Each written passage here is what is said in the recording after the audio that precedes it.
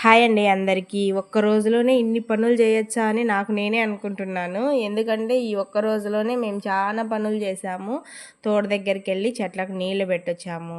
తర్వాత వేరే తోటలో ఇంకో పంట ఉంటే అది చూసుకొని వచ్చాము. తర్వాత ఇంటికొచ్చేటప్పుడు ఈ బెలుగుంతలు కనపడితే నిలబెట్టాడు మా ఆయన. ఎందుకంటే ఎండల కాలం స్టార్ట్ అయింది కదా, పిల్లల్ని తీసుకొని ఏ గుంతలేకి ఈతకెళ్ళాలా అని ఆలోచిస్తుంటాడు. అట్లా చూసుకోవడానికి తీసుకుపోయి ఉంటాడు అనుకుంటున్నాను నేను. నాకైతే చెప్పలేదు ఆయన. ఆ గుంత దగ్గరికి పోయి నీళ్ళు చూసొద్దాం రా అని పిలుచుకొని పోయినాడు. నాకు చిన్నప్పటి నుంచి నీళ్ళంటే చాలా భయం ఉండేది. కానీ పెళ్ళైన తర్వాత పిల్లల కోసం ఈత నేర్చుకున్నా. ఎట్లంటారా, మా పిల్లలకి ఈత నేర్పించడానికి పోయినప్పుడు వాళ్ళ అమ్మ దిగితేనే దిగుతామని ఏడ్చేసేవాళ్ళు. అందుకోసం నేను కూడా దిగేదాన్ని. చిన్నగా అట్లనే ఈత నేర్చుకున్నాను నేను కూడా. అంటే పెళ్ళై పిల్లలు పుట్టిన తర్వాత ఈత నేర్చుకున్నాను అనమాట. మా ఇంట్లో మొత్తం అందరికీ ఈతొచ్చు. అందరికీ మా ఆయనే ఈత నేర్పించాడు. ఎందుకంటే మా ఊరు చుట్టూ ఈ బెలుగుంతలే ఎక్కువ ఉంటాయి. పిల్లలు ఆడుకుంటా పోయి ఏమన్నా ఇదైతే కష్టం కదా అని చెప్పి అందరికీ ఈత నేర్పించి పెట్టాడు. మా వాడికైతే మరి 4 ఏళ్ళకే ఈత నేర్పించేశాడు. పిల్లలకు నేర్పించే మొదట్లో నాకు కూడా ఈత రాదు కదా, అప్పుడు ఎంతమంది దేవుళ్ళకు మొక్కేదాన్నో నీళ్ళలోకి దిగే ముందు. కానీ నాకు నేనే మోటివేషన్ ఇచ్చుకునేదాన్ని. పిల్లల కోసం ఏమైనా చేయగలిగినప్పుడు ఈత ఒక లెక్క అని. అట్లనే నేను నేర్చుకొని పిల్లలకి నేర్పించాను. నేను నేర్చుకున్న తర్వాత అంటే అదేలేండి, నేను మా ఆయన ఇద్దరం కలిసి, అంటే అటు సైడ్ ఒకరు ఇటు సైడ్ ఒకరు నిలబడి పిల్లల్ని మధ్యలో ఈత కొట్టించే వాళ్ళము. అక్కడ నుంచి ఇంటికి వచ్చి డ్రెస్ మార్చుకొని బ్యాంక్ దగ్గర పని ఉంటే అక్కడికి వెళ్ళాము. అక్కడ పని అయిపోయిన తర్వాత పులిందలకి, అంటే మా పిల్లల స్కూల్ దగ్గరికి వెళ్ళాము.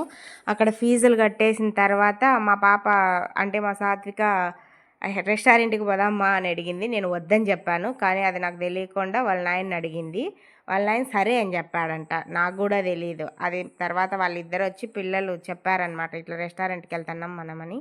ఇంకా పిల్లలు ఏమన్నా ఏడుస్తారేమో అని చెప్పి నేను కూడా ఓకే అనేసాను. ఒక చికెన్ లాలీపప్పు, ఒక బిర్యానీ ఆర్డర్ చేసుకొని తినేసాము. తినేసిన తర్వాత మా ఆయన ఇంకా ఏమైనా కావాలన్నా అని అడిగాడు తినడానికి. నేనేమో ఇక్కడ బిర్యానీ కంటే ఎక్కువ ఐస్ క్రీమ్ని ఇష్టపడతాను. నాకు ఒక బటర్ స్కాచ్ ఐస్ క్రీమ్ కావాలా అని అడిగాను. పిల్లలు మాకు కూడా అదే కావాలా అన్నారు. ఇంకా ముగ్గురికి అదే ఆర్డర్ పెట్టేశాడు ఆయన తీసుకోలేదు. మా దాంట్లో షేర్ చేసామన్నమాట ఆయనకు కూడా. చూసారా ఎలా ఎంజాయ్ చేస్తూ తింటుందో మా పాప. సాత్వికకు అచ్చం నా పోలికలే వచ్చాయి. తినేటప్పుడు ఎవరన్నా అట్లా తినొద్దు ఇట్లా తినొద్దు అని డిస్టర్బ్ చేస్తే పెద్ద చిరాకు. నేను కూడా అంతే, తినేటప్పుడు ఎంజాయ్ చేస్తూ తింటాను ఏదైనా సరే. మధ్యలో అట్లా ఇట్లా అని ఎవరన్నా పేర్లు పెడితే మాత్రం నాకు భలే కోపం వస్తుంది. అందుకే మా ఆయన సైలెంట్గా ఉంటాడు. లేకపోతే ఇప్పటికి ఎన్ని పేర్లు పెట్టిండేవాడో. పులివెందుల దగ్గరలో ఉండేవాళ్ళు ఈ రెస్టారెంట్కి వెళ్తే మాత్రం ఐస్ క్రీమ్ మాత్రం అస్సలు మిస్ అవ్వకండి. చాలా టేస్టీగా ఉంటుంది. ఆ రెస్టారెంట్ ఏందో చెప్తారండి, ప్రకృతి రెస్టారెంట్. ఐస్ క్రీమ్ మాత్రం సూపర్గా ఉంటుంది. తినేసి మా పిల్లల్ని ఇంకా స్కూల్ దగ్గర వదలడానికి వెళ్ళాము. వీళ్ళేమో మాతో పాటు ఇంటికి రావాలని ఏడుపు మొక్కలు పెట్టేశారు. కానీ క్లాసులు మిస్ అవుతాయి కదా, సబ్జెక్టులు అందు అర్థం కావని మేము బలవంతంగా వదిలేసి వచ్చాము. సాయంత్రం బస్సుకు రండి అని చెప్పి. అక్కడి నుంచి బయలుదేరి మా ఆయన సెకండ్ వైఫ్కి బట్టలు చిరిగిపోయాయని బట్టలు కుట్టించాము. అదే అండి, బైక్కి సీట్ చినిగిపోయింటే సీట్ కుట్టించాము. మా ఆయన రెండో వైఫ్ అని ఎందుకన్నానంటే నాకంటే కూడా బైక్నే ఎక్కువ చూసుకుంటాడు, అందుకని అట్లా అన్నాను. Just kidding. చూసారా మా బైక్ కొత్త పెళ్లి కూతురులా తలతల ఎలా మెడిసిపోతుందో. ఇంకా అది తయారు చేయించుకొని కొన్ని ఇంట్లోకి కావాల్సిన వస్తువులు తీసుకొని ఇంటికి వచ్చేసాము. ఈ రోజుకి ఇంతే, బాయ్.